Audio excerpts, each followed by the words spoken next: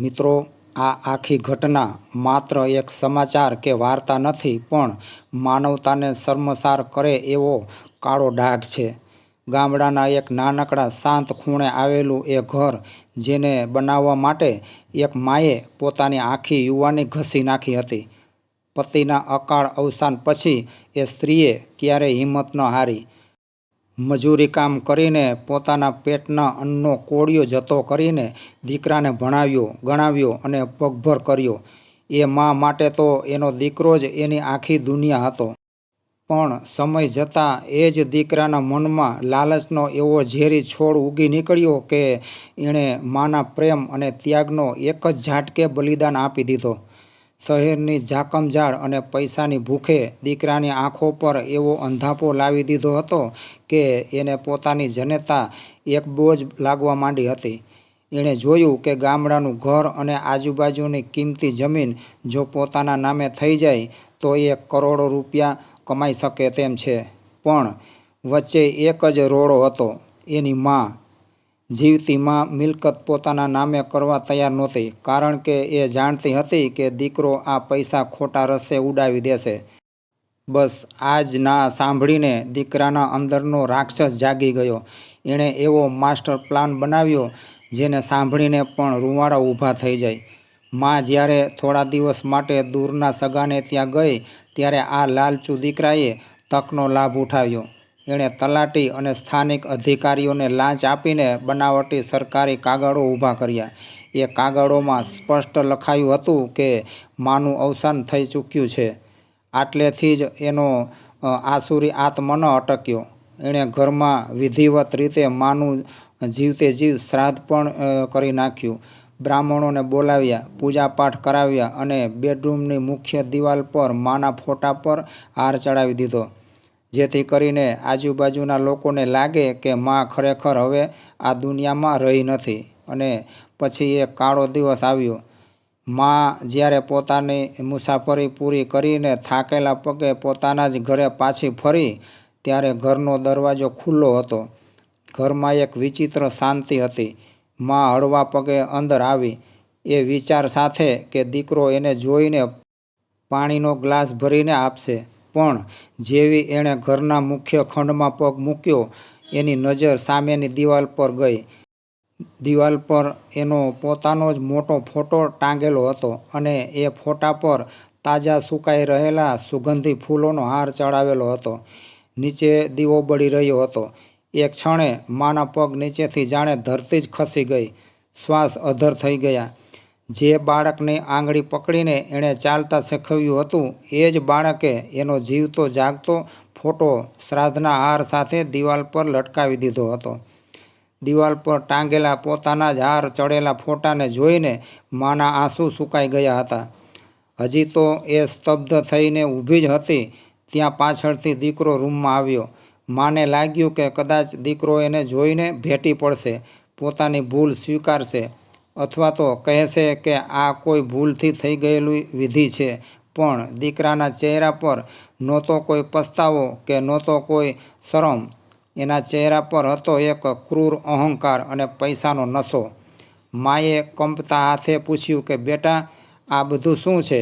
મારા ફોટા પર આ ફૂલહાર કેમ લટકે છે? ત્યારે દીકરાએ એક પણ ક્ષણનો વિલંબ કર્યા વગર મા સામે ઊભો રહીને અત્યંત કઠોર સ્વરમાં કહી દીધું કે મા, હવે તું આ ઘર માટે અને આ કાયદા માટે જીવતી નથી રહી. સરકારી કાગળો પર તું મરી ચૂકી છે. આ બંગલો, આ જમીન અને આ આખું ઘર હવે મારું છે. તારો આ ઘરમાં હવે કોઈ હક નથી. છાનીમાની અહીંથી નીકળી જા, નહીંતર ધક્કા મારીને બહાર ફેંકી દઈશ. જે બાળકના એક તાવ માટે માએ આખી રાત આસોપાલવના પાંદડાથી ટીલા કર્યા હતા, જેણે પોતે ભૂખી રહીને દીકરાનું પેટ ભર્યું હતું, એ જ દીકરાએ પોતાની જનતાને કચરાની જેમ દરવાજાની બહાર ફેંકી દીધી અને મોં પર કડાકાભેર દરવાજો બંધ કરી દીધો. મા કાળઝાળ ગરમીમાં ગામના રસ્તા પર ધૂળમાં પડીને રોતી રહી. એના દિલમાં દીકરાના આ કપટનો એવો ઘા લાગ્યો હતો કે જે કોઈ મલમથી રૂજાય તેમ નહોતો. આજુબાજુના લોકો જોતા રહ્યા.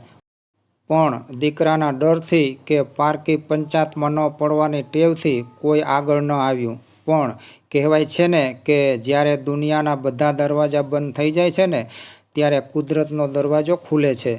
માં થોડીવાર માટે ભાંગી પડી, પણ પછી એના લોહીમાં રહેલી ખુમારી જાગી આવી.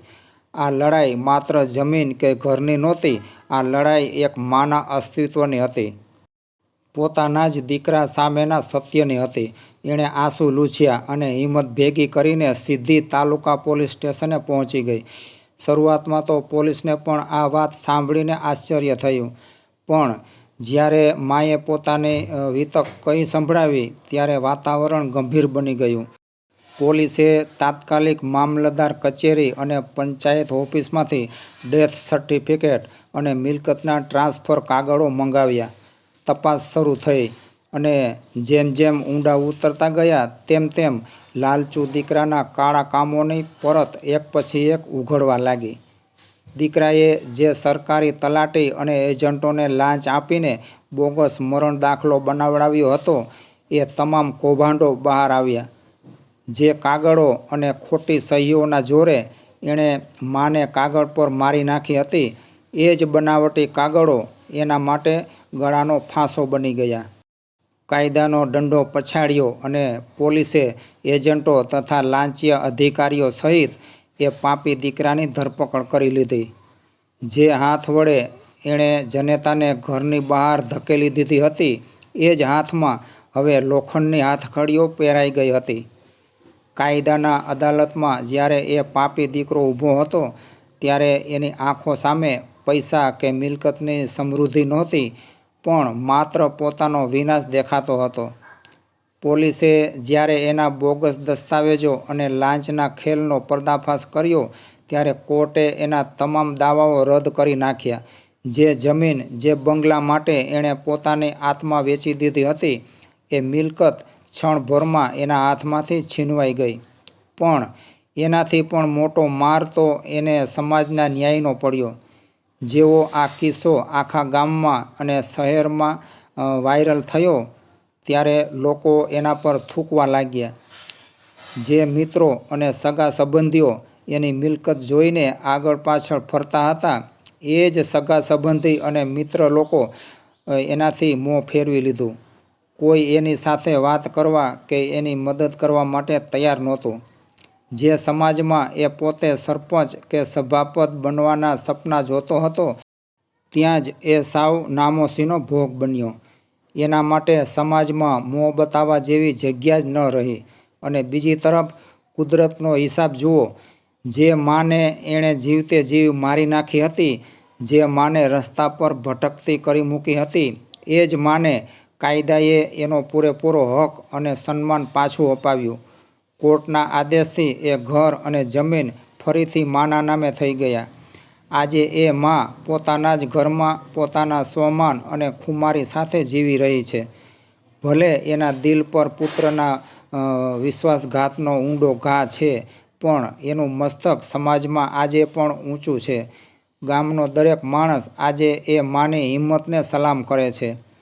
જ્યારે એ લાલચુ દીકરો જેલના અંધારા સળિયા પાછળ બેસીને પોતાના જ કાળા કર્મોના પસ્તાવામાં દિવસો ગણી રહ્યો છે, ત્યારે એને કદાચ સમજાઈ ગયું હશે કે પૈસા અને મિલકતથી ભૌતિક સુખ ખરીદી શકાય છે, પણ જનેતાના આશીર્વાદ અને સ્વમાન નથી ખરીદી શકાતા.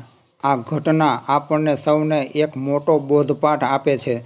સંબંધોમાં જ્યારે લાલચ અને અહંકાર પ્રવેશે છે ને ત્યારે માપદંડો તૂટી જાય છે અને અંત આવો જ ભયાનક હોય છે. સંપત્તિ તો આજે છે ને કાલે જતી રહેશે. પૈસા હાથનો મેલ છે, પણ જે મા બાપે આપણને આ દુનિયામાં લાવ્યા અને પગભર કર્યા, જો એમના આશીર્વાદ એકવાર આપણા માથેથી ઉઠી ગયા ને તો કરોડો રૂપિયા ખર્ચવા છતાં પણ એ પાછા નથી મળવાના. દોસ્તો, જો આ વાર્તા અને એમાંથી મળતો બોધપાઠ તમારા દિલ સુધી પહોંચ્યો હોય તો વિડીયોને લાઈક કરજો અને સબસ્ક્રાઈબ કરવાનું ભૂલતા નહીં. આભાર. જય શ્રી કૃષ્ણ.